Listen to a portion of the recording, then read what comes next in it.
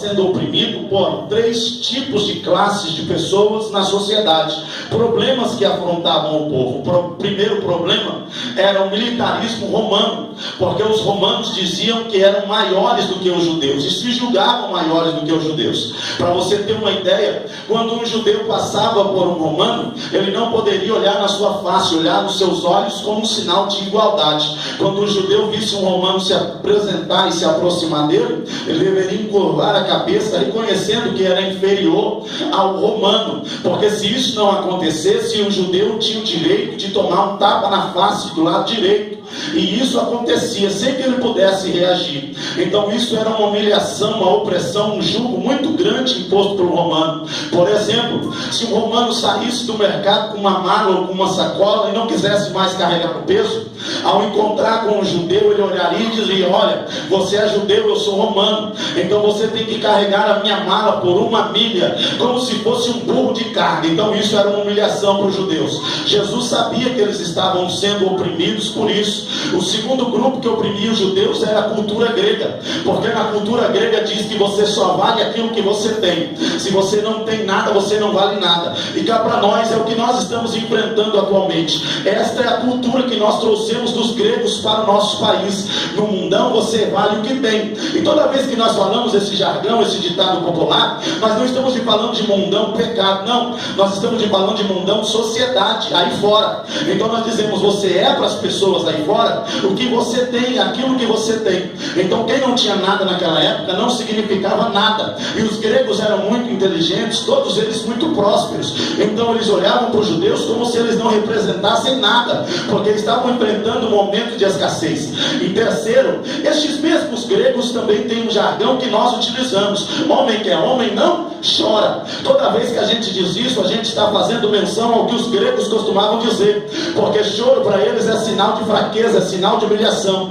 Um general não chorava diante dos soldados, o marido nunca derramaria uma lágrima diante dos filhos ou da sua esposa, porque lágrimas eram uma questão para os fracos fazerem, não para os fortes. Então os judeus que viviam chorando pelos cantos, lembrando do passado, quando Deus operava sinais, mas agora já não fazia, estavam sofrendo, porque os gregos olhavam para eles e diziam: além de vocês não terem nada, vocês são fracos, vocês expressam que são fracos e demonstram o quanto são fracos. Além de ter os romanos no seu pé perseguindo, eles tinham os gregos e também sofriam pela religião judaica, porque a religião judaica, que eram vários grupos, se expressavam e se preocupavam muito com o estereótipo, com o corte de cabelo, com a vestimenta, com a forma de falar, com a oratória das palavras, com o jeito que se gesticulava. E os judeus eram pessoas muito simples, camponeses, que falavam de forma muito simples, se expressavam de forma muito simples e se vestiam de forma muito simples. Então toda religião, todo homem da religião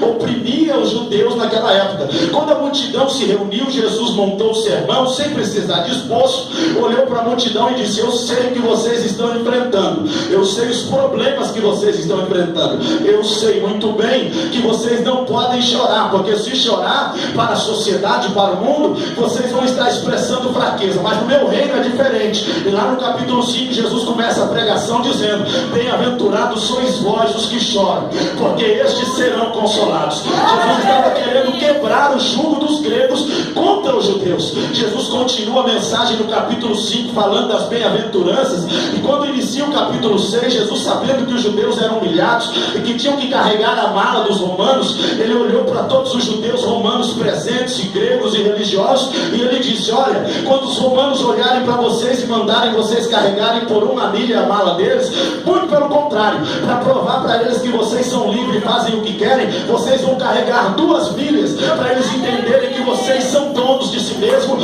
e que Deus é controlador das vossas vidas.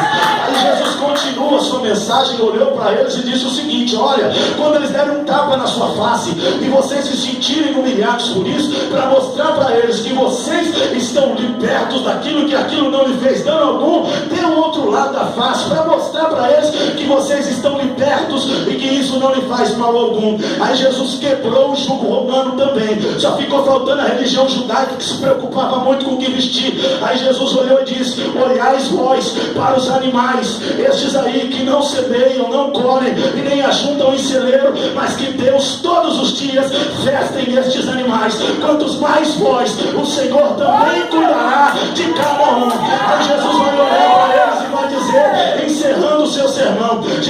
continue dizendo: por que estáis ansiosos com aquilo que irão te vestir? Olhai para os lírios dos campos, que o Senhor os veste com a mais bela de todas as ervas do campo. Nem Salomão, com toda a sua glória, se vestiu com uma erva como essa. Se Deus vestiu a erva do campo, que é jogada no fogo e queimada, quanto mais você também o Senhor vestirá e cuidará de ti. Se a igreja aqui no Zaira já deu glória com essa mensagem, eu tenho certeza que se você estivesse naquele monte, irmão, ia virar tudo, ia virar um braseiro naquele dia, ia ser um culto pentecostal. Mas Mateus estava lá, e Mateus não vai dizer que a mensagem de Jesus produziu resultado. Todo pregador sofre com isso, irmão. Até Jesus padeceu com isso, porque quando o pregador prega, ele espera uma reação, porque as nossas palavras são para motivar você, são para trazer esperança, expectativa e edificar a sua fé. Então a gente espera que você se alegre, dê um sorriso, derrame uma lágrima, corra na igreja, pule, levante a mão, dê glória, dê aleluia, seja renovado nos dons espirituais. E quando isso não acontece, a gente se frustra. E o que me chama a atenção é que o povo vai ouvir a mensagem de Jesus, e Mateus não vai narrar dizendo assim: olha, o povo deu glória, o povo deu aleluia, o povo falou em mistério, o povo entrou no manto com Jeová. Não, o povo não deu um glória sequer, irmão.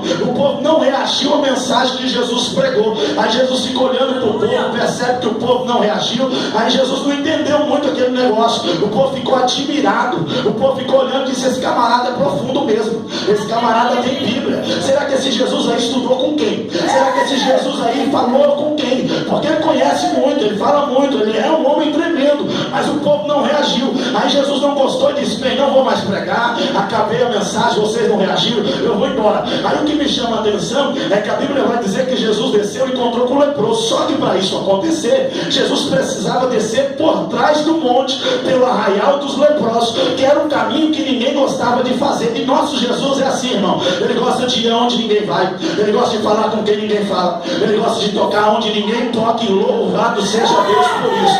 Aí Jesus desceu, e a Bíblia vai dizer que quando Jesus desceu, a multidão seguiu, e de repente um leproso se aproximou e adorou. E é aqui que eu quero iniciar o meu sermão depois dessa introdução. Aleluia, Jesus. Escute isso. A Bíblia vai dizer que o leproso se aproximou de Jesus e o adorou. Me ajude a pregar, não interage comigo. O leproso se aproximou de Jesus e o adorou. Mas se você for ler a Bíblia, você vai perceber a dificuldade que era você ter um particular com Jesus, irmão. Não era tão simples assim uma pessoa ficar no mano a mano com Jesus, ter contato com Jesus, chegar no gabinete e falar. Não era assim não. Nem o meu pastor é fácil. Para mim chegar no gabinete dele, eu tenho que marcar uma hora, falar: pastor, e no culto de domingo marcar no culto de terça. E Jesus é muito maior do que qualquer pastor da terra. Então, para falar com Jesus, tinha que ter dificuldade a enfrentar para ver se queria falar mesmo. Por exemplo, eu vou provar: a mulher do fluxo de sangue, para falar com Jesus, teve que romper a multidão. A palavra romper ali no original significa que ela passou por baixo. Quem passa por baixo de uma multidão é pisoteado, isso é inevitável. Então a mulher enfrentou todo mundo pisando e chutando ela, para ela falar com Jesus e ter um particular e tocar na orla da sua veste. Então não foi fácil, como aquele outro moço também chamado Zaqueu, que para poder chamar a atenção de Jesus, para quem sabe falar com ele, teve que subir numa figueira brava. A figueira brava daquele tempo, irmão, cada ela tinha espinho, e os espinhos mediam em média 12 centímetros. Então aquele homem subiu se arranhando, se rasgando, se cortando, mas enfrentou a dor e o sangue para poder ter um contato particular com Jesus. Como não falar daquele outro moço paralítico que teve que pedir ajuda para 4 homens, teve que pagar, porque nada de graça não. 4 homens carregando ele. Para carregar e fazer um trabalho braçal, um judeu cobrava 1 denário, que era um trabalho de um esforço de um dia.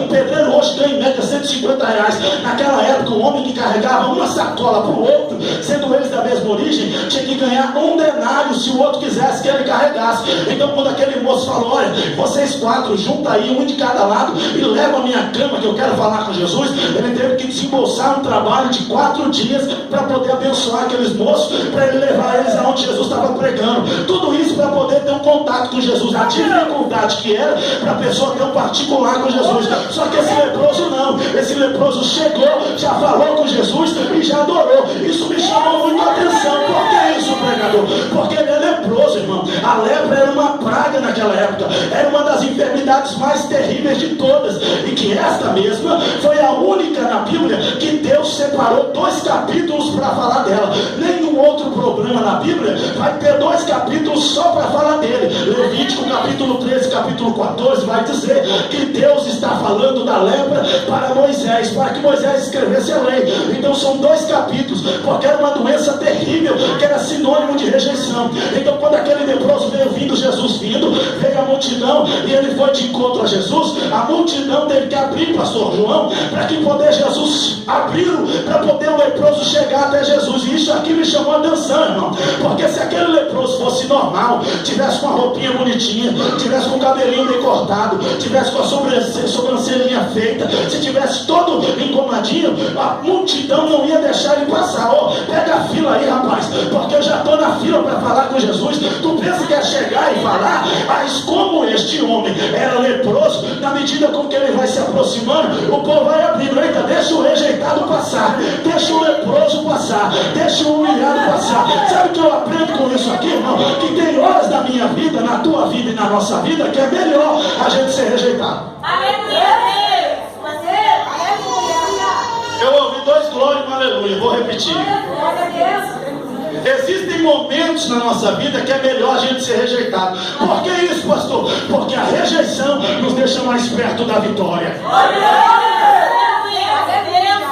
Sabe por quê? Você vai entender. No meio da multidão que estava cercando Jesus, tinha parente, tinha amigo, tinha curioso, tinha invejoso, tinha todo tipo de pessoa. Mas como ele era um rejeitado para este povo, eles abriam para que ele passasse e tivesse um encontro com Jesus. Então quando alguém te rejeitar, não murmure, não ache que o mundo acabou, não vá procurar clínica para depressão, não, irmão. Alegre o teu coração quando alguém te rejeitar, porque essa pessoa só está te aproximando da vitória.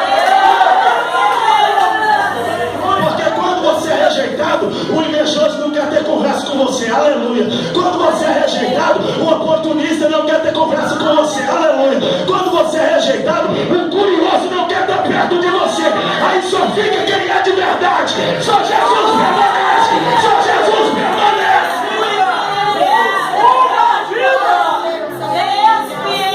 Dá logo uma catucada nesse irmão que está do teu lado. Isso não é pecado, não. Pecado é dar cheque sem fundo. E diga para essa pessoa que está do teu lado: a rejeição nos deixa mais perto da vitória. Isso é forte. Quando alguém te rejeita, ela te aproxima da vitória. Porque como ele foi rejeitado, ninguém ficou na frente dele. Aí só ficou ele e Jesus, porque Jesus não corre de ninguém.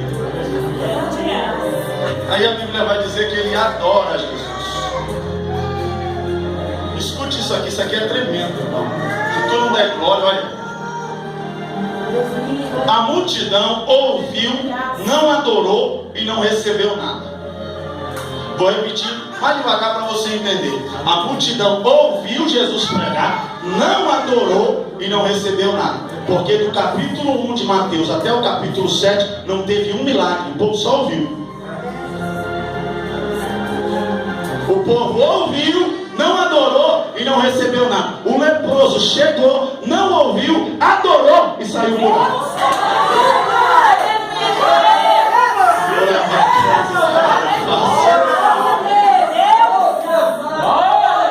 Eu ouvi 2 glórias desse lado, um aleluia, uma língua estranha que eu mesmo falei. Vou repetir.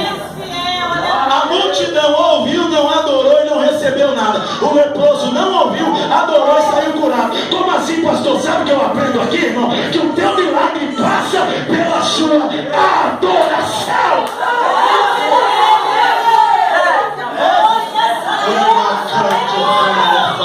Só vai ter milagre se tiver adoração. Não adianta vir, ouvir e participar. Se quiser receber, tem que adorar.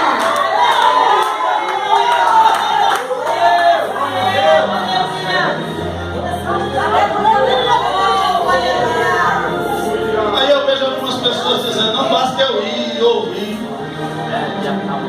Vai ouvir, mas não vai receber nada. Eu estou na Bíblia, irmão. Aleluia. A multidão ouviu do capítulo 1 ao capítulo 7 e Jesus não fez um milagre sequer. Porque Jesus está esperando adoração. Mas o povo ouvia, não reagia e não recebia nada. O cego nunca ouviu Jesus pregar porque não podia se aproximar. Adorou e recebeu o milagre.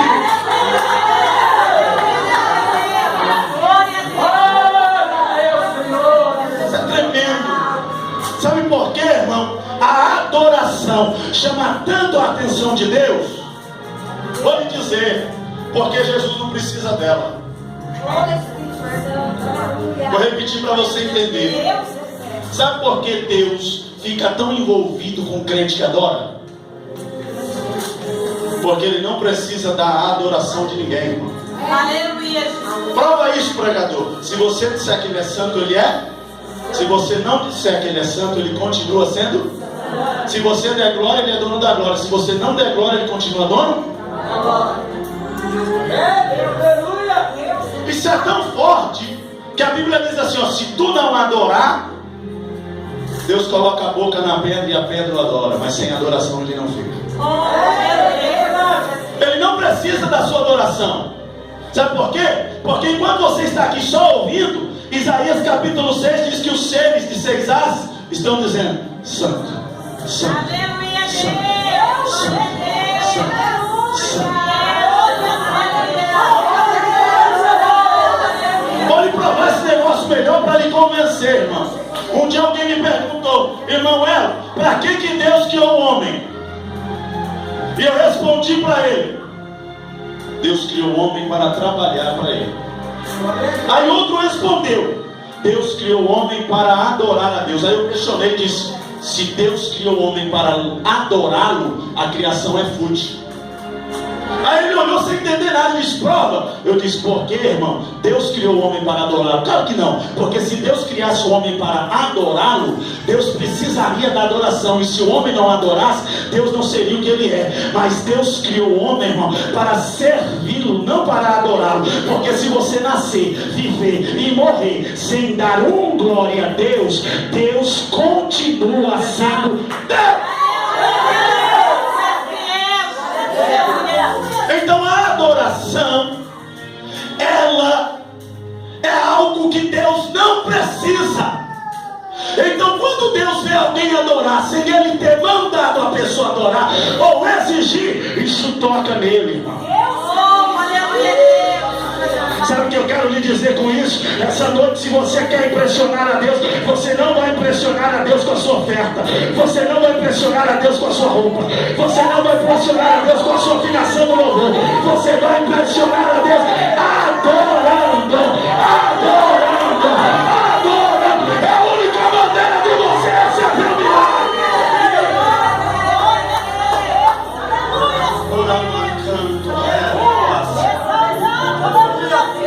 Escute isso aqui, ó. Ele adorou e disse algo. Aí eu vejo alguns pregadores bater cabeça aqui, irmão. Não vim para ensinar ninguém, longe de mim, sou o menor na casa de Jessé. Mas é fácil, Bíblia interpreta a Bíblia. Dizem que ele fez uma pergunta, não foi. Ele afirmou, onde você está vendo a interrogação aí? Ele disse: eu sei que se tu quiseres, tu pode me tornar limpo. Ele afirmou. Porque quem pergunta tem dúvida. Quem afirma tem certeza. E quem tem dúvida não adora, irmão. Só adora quem tem certeza. Então ele disse: eu sei que se tu quiseres, tu podes me tornar limpo. Aí eu faço duas observações aqui. Uma vai ter gostinho de bezetacil mais pura. Primeiro ele adora e depois ele afirma. Se tem alguma Bíblia que está ao contrário, joga fora, que não é de Deus. Porque a Bíblia diz: primeiro ele adorou e depois ele afirmou. Se tu quiser, tu pode me tornar limpo. Tu tem poder para isso. Não tem Bíblia que diga que primeiro ele afirmou e depois ele adorou. Sabe por quê? Porque se primeiro ele afirma e depois adora, ia levantar-se algum bonitinho e ia dizer: tá vendo? tá carregando a mala, tá bajulando, tá querendo andar do lado, tá dizendo que ele é bonito, tá elogiando. É por isso que recebeu. Mas aí ele faz o contrário. Primeiro ele adora e depois ele afirma. Sabe o que ele está querendo dizer? Você faz se quiser, mas mesmo que você não faça, a minha intenção não era receber nada. A minha intenção era adorar. E eu já adorei.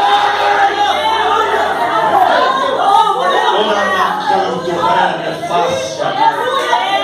É por isso que ele disse assim, ó, se tu quiseres, tu podes me adorar. Sabe o que ele estava querendo? É se tu quiser. Se tu não quiser, não tem problema. Eu já adorei. Essa noite Deus manda lhe dizer, e a palavra já foi liberada. Se você quiser, e Deus quiser, ele é Deus. Se ele não fizer, ele continua sendo Deus. Mas tem um segredo para receber milagre. É adorar, é adorar, é adorar, é adorar. Enquanto você adora, Deus visita a tua casa. Enquanto você adora, Deus visita a tua família. Enquanto você adora, Deus toca no teu marido. Enquanto você adora, Deus liberta o teu filho. Enquanto você adora, Deus entra na tua beleza.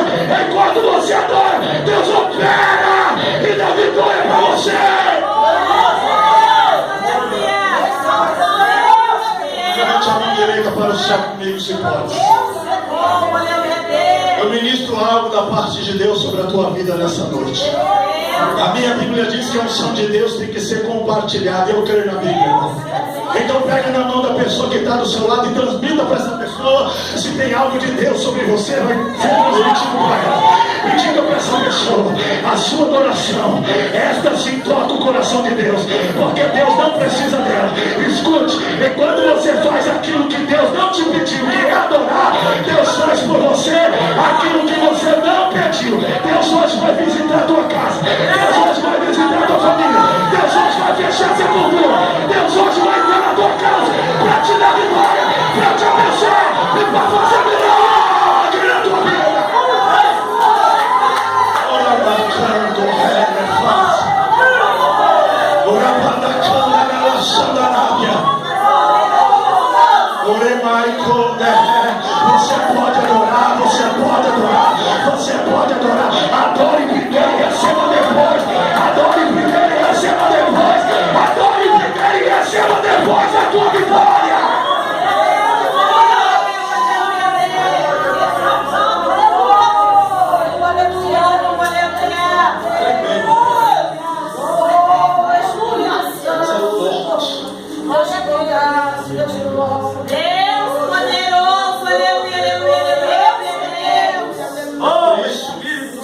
Ele adorou e depois ele falou. Sabe o que ele estava querendo dizer? Jesus, tu não é obrigado a fazer nada não. Eu vim aqui só adorar. Se tu vai curar ou não, aí é contigo. Mas eu já adorei. Eu já adorei. Eu vim para adorar. Eu sei que tu podes me curar, mas eu vim foi para adorar e eu já adorei.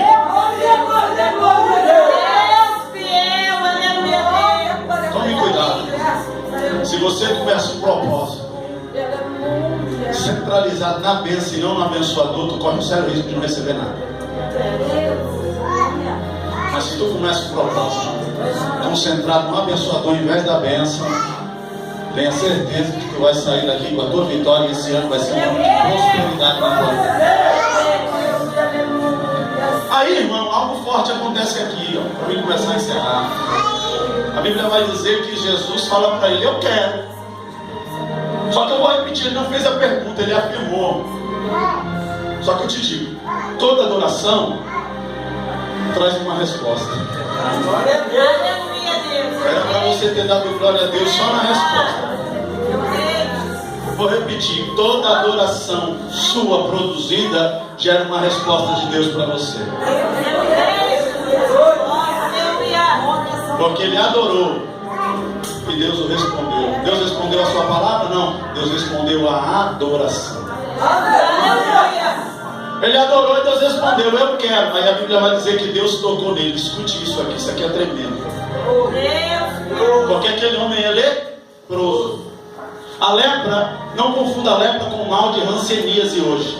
A lepra de 2000 anos atrás era muito pior do que a hanseníase. Era contagiosa e destruía toda a cartilagem do corpo. Quando a doença começava, com menos de um mês, ela já tinha comido todos os membros que têm cartilagem. Por exemplo, a orelha. Quando a lepra começava, poderia ser curado, mas ficaria marcas na orelha, porque a orelha é cartilagem. A cartilagem é destruída. Fica só um pedaço do buraco da orelha. Outro lugar que é cartilagem, nariz. As duas pontas do nariz seriam destruídas, só ficaria só a ponta. As duas laterais, acabou, ia ficar só a ponta do pica-pau.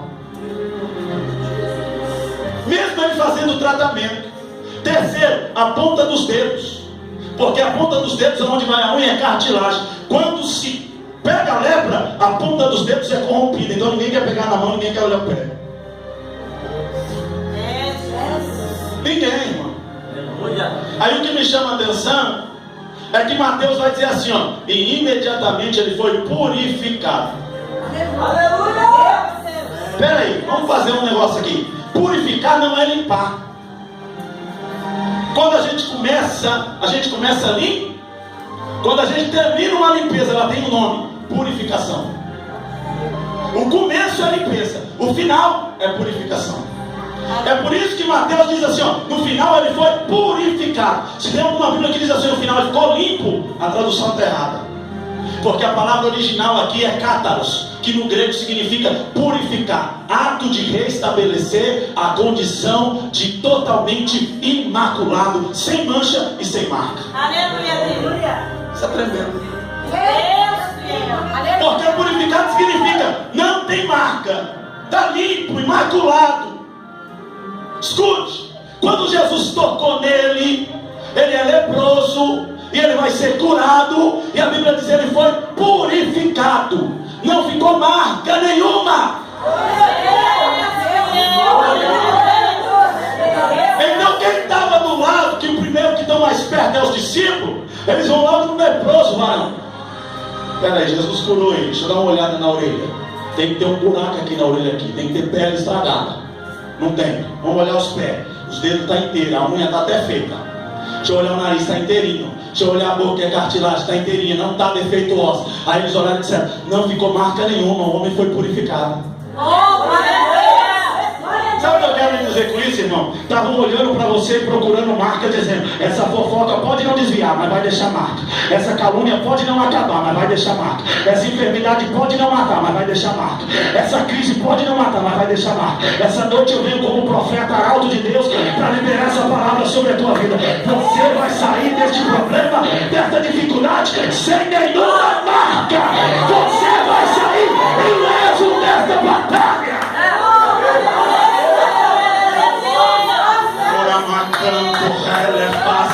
Não vai ficar marca nenhuma na tua vida. Não vai ficar marca nenhuma no teu casamento. O pecado pensou que ia deixar marca, mas mentira do diabo. Não vai ficar marca nenhuma em você. Você vai sair purificado. A obra vai ser completa na tua vida.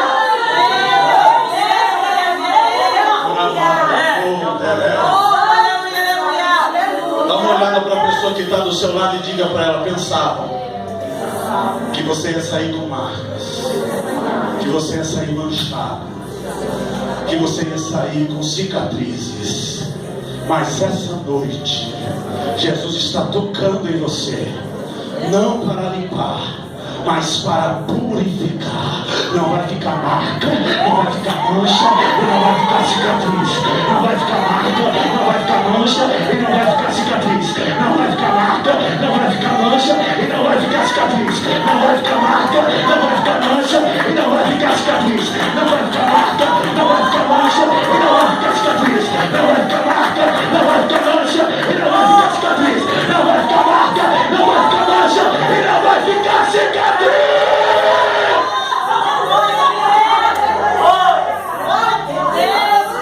Meu Deus.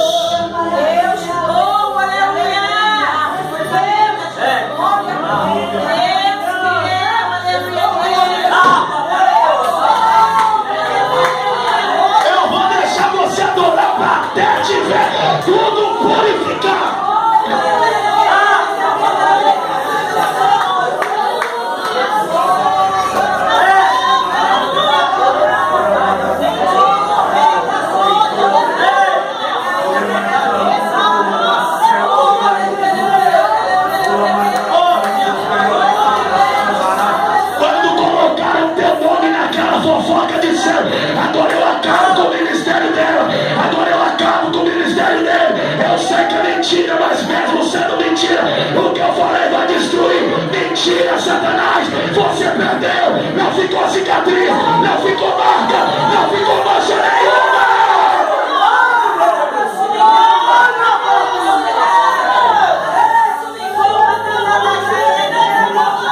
Você pode adorar, você pode adorar, você pode adorar.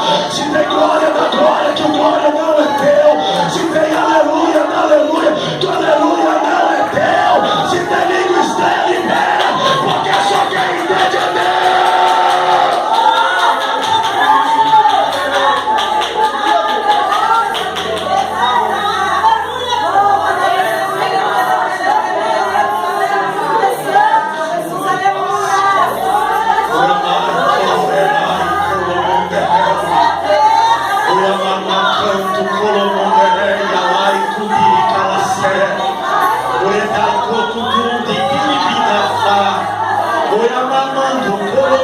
Como